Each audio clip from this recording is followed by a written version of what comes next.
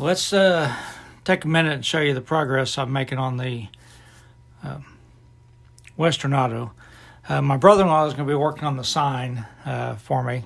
It'll be along here, along the other side, then one in the front, which you won't be able to see.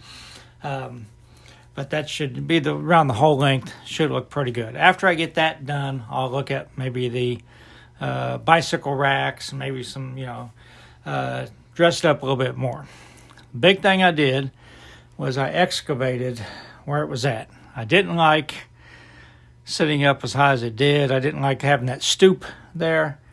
So I just cut out the foam. Now the door sits right on the sidewalk. Of course, I had to put it in level. Right? When I just take it in and out like that, it's not level.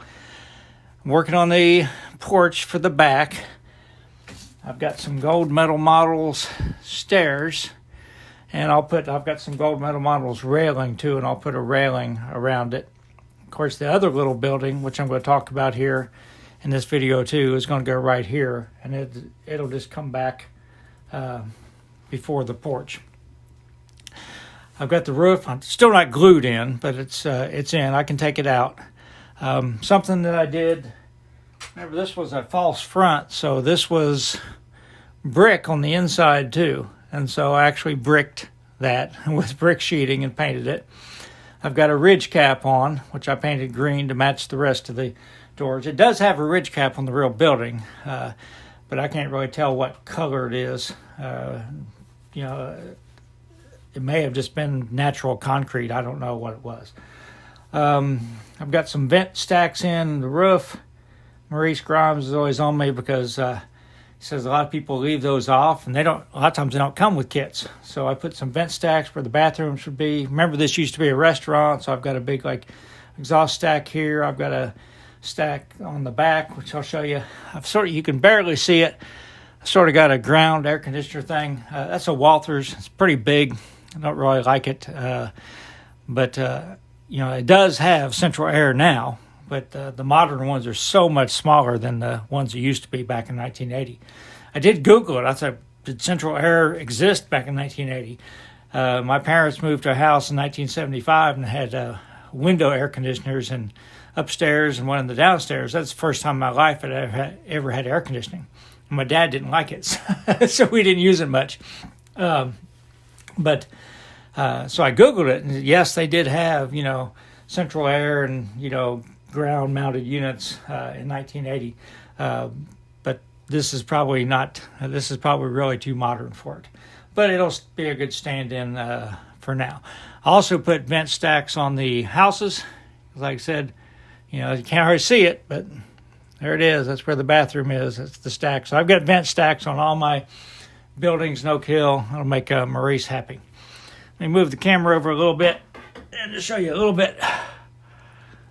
So I did actually put an exhaust fan here on the back, something like that. And I've got some window shades in here in those windows that you really can't see. So let's come over here and talk about my swamp. If I can keep from dropping the camera. I've said for a while I want to put a swampy area in south of Oak Hill. And so I watched Boomer's tutorial on how he painted his river, because I don't want to pour resin again. I want to do the paint thing. It's going to be very shallow. So his tutorial was really good. A little bit different situation for me though. His riverbed is the lowest level on his layout, as it should be. Mine is built on a door. This is all foam. So I'm going to have to excavate this just a very little. I mean, quarter inch, 3/8 of an inch, something like that, all the way down through there. I was hoping that I could paint this and then glue it down, but I'll never get that. That's too flimsy. And when you're cutting into that foam, you're never going to get it flat. So I think I'm just going to have to use styrene and, a fairly stiff piece of styrene, and I'll primer it first with some spray paint or something so I have a nice level, even coat to paint on. And then I'll do his method. So this is actually going to come down just a little bit, but it's not going to be the resin.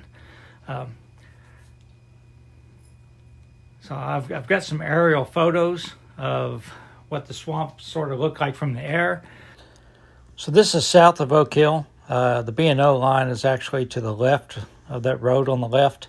You can barely see the old right-of-way. So this whole area is swamp in between these two roads.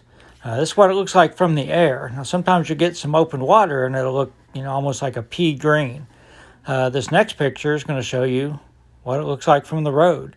It looks like you could almost walk across it, but now, I don't know how deep the water is. It might only be a couple of feet deep, but it's all water underneath that vegetation. You see all the trees have stuff growing up on them. Everything's dead there. This is north of where I'm looking. It's around Zaleski, Ohio, and the B&O main line, the old Ohio division, is that line you see along the right, going from top to bottom. And now we'll see what it looks like from the road. It looks a little bit different. You can see how green the water looks when it's just open water. This has like a lot of lily pads and stuff. It looks like it's all covered, and that's the B&O line across that horizontal line across the photograph. That's the old B&O main line, which they keep talking about making into a rail trail, but I don't know how safe it is. But from the air, they look really green, and so he was kind enough to respond to my comment on his. And he said, "Tom, use olive green." I said, "Okay."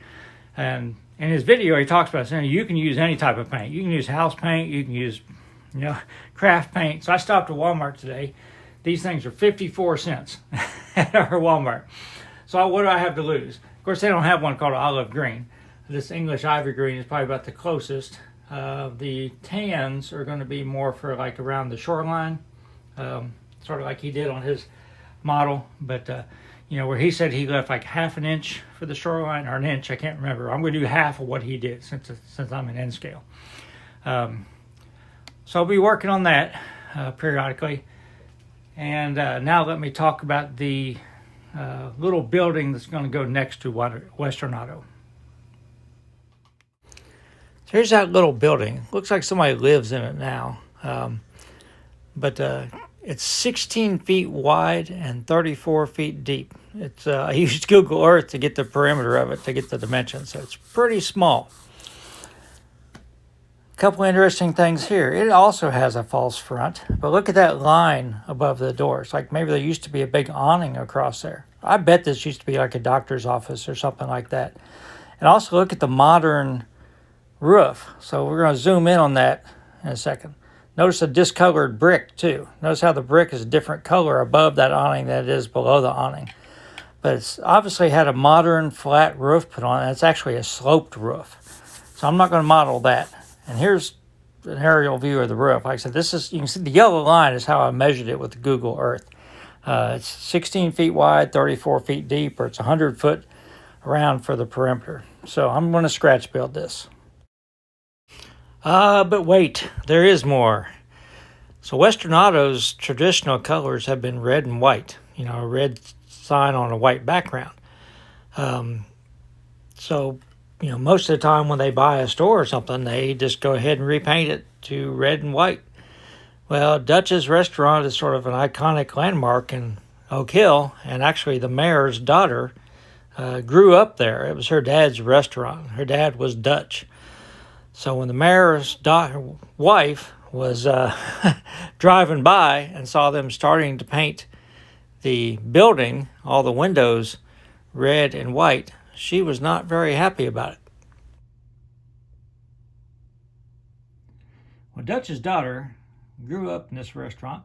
She was a waitress there when she was a teenager, so she wasn't afraid to speak her mind. So she marched in, found the new store manager, told him the history of the building, and she would really appreciate it if, and all the residents in town would appreciate it too, if he didn't go messing around with history. He backed down pretty quick because, new business in town, didn't want to alienate the customers before it's even open. So these two windows were as far as it got painting red. The building's going to stay with green trim. Now he told her our corporate logo is red and white, and she said, "I know you can't do anything about that, but the rest of the building is going to stay with green windows and green trim." Well, while all this hubbub was going on, it gave me time to hook up the air conditioner. and sort of finish the back porch a little bit. Again, this is completely fictional. I have no idea what's back there. I can't get to that corner. There's actually a house, a new house, sits right here now. So I can't see it at all. But made sense to me there'd be a door back there in this corner somewhere, just for safety, if nothing else. Get out in case of a fire. That's my story. Sticking to it. Hope everybody enjoyed the update. Stay safe.